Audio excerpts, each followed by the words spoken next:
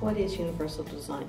It's a proactive approach to instruction, and you take in consideration the needs of all learners. And so if you're thinking about learners with disabilities, whether it's learning disabilities or physical disabilities, and plan for them in mind, then you meet the needs of all students.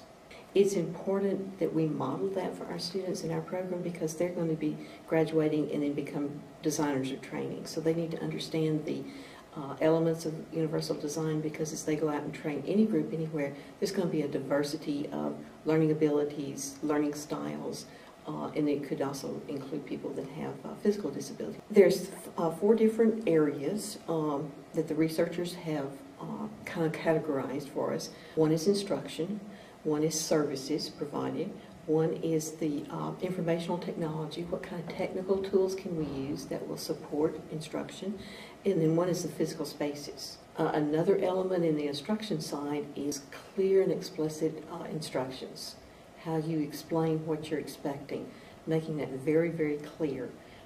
Whether you're doing it verbally or you're doing it on a website or doing it in handouts, bullet points are good because you have step-by-step instructions. So that's a good strategy to use when you're describing what you want students to be able to do.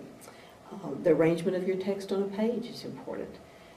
I use Arial font almost exclusively because it's solid, and anyone that has a reading disability like dyslexia or something like that, some of the other fonts that have curved lines and little skinny pieces, that font will disappear in their vision.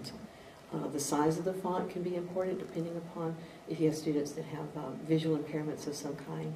If you increase the size, if you have plenty of white space in whether it's a web page or a handout where your text is in blocks, it's easy to read. That's much easier for them than if all the text is all together in a paragraph. Everything is crowded together. Feedback is the other part that's really, really important. If you, for good universal design, you want to be able to give students feedback, telling them what they did well on and then areas that they need to improve on. That's very different than giving a quiz and just giving back the quiz, you made this score, that's it. It's the feedback that's important. Then another element to look at is how do you assess, how do you know they're performing well?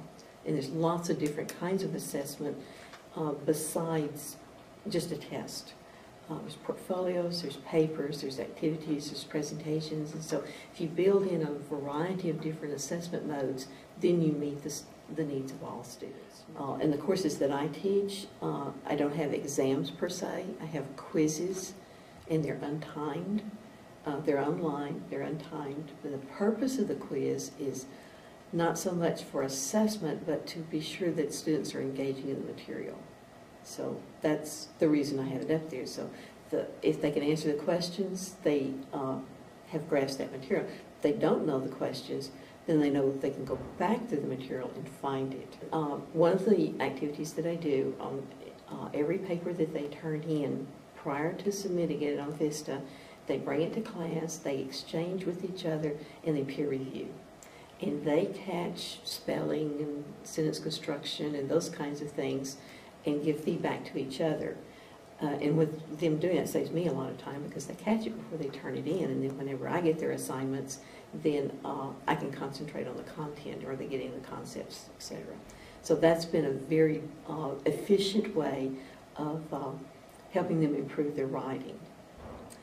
I have not had a visually impaired student in my class yet, but there's lots of technical softwares and things that can be included, and one of the ways to do that is if you're doing PowerPoints, that you also have a voice text that goes over it, so you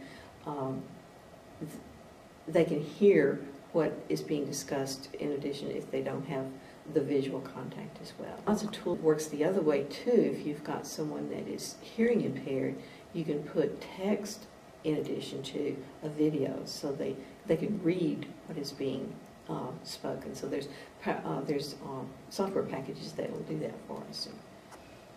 Well, there's 7 principles of instruction. Okay. And one is equitable use. Everybody has access to it. And in web design, there's even kind of a standard that if we abide by those standards and what we put on the website, everybody has use. The second one is flexible. being able to adapt and make changes to fit the needs of the student, to fit the needs of the learner. Simple and intuitive is number 3. Perceptive information, and this is where we can use those technology tools to put voiceover video, or put voiceover PowerPoint, or put captions on video, so that either group, depending upon their need, they can see it. Number 5 is tolerance for error, and that's where if we do rewrites and revisions, and that's part of the process as opposed to just an end product, then that's a good element of universal design. Low physical effort, especially, and this is important for students that have some type of a physical disability, that they are able to do the task without a lot of extra effort. And then size and space for approach and use, and that also applies to students that may be in a wheelchair. Have you got the accommodations? Can they get through the doorway? Can they get to the table? Can they be a part of the group? I've gotten really, really interested in sharing this concept of the universal design with our other undergraduate faculty, and we're going to move forward with giving them kind of a basic guideline, and then we're going to assess how successful they are by doing some surveys with students, and just to get their feedback on are we getting all the things that we need out of each particular course. So we'll have real data that'll tell us, and then that might identify some gaps and some things that we need to do differently. The best way to do it is to pick out 1 or 2 things that you know you can change, something that you can do a little bit differently, and then concentrate on those things with your courses as you develop new material. Make sure you're using universal design to develop new material, and then build on it every semester, a little bit at a time. And so, what new things am I going to do?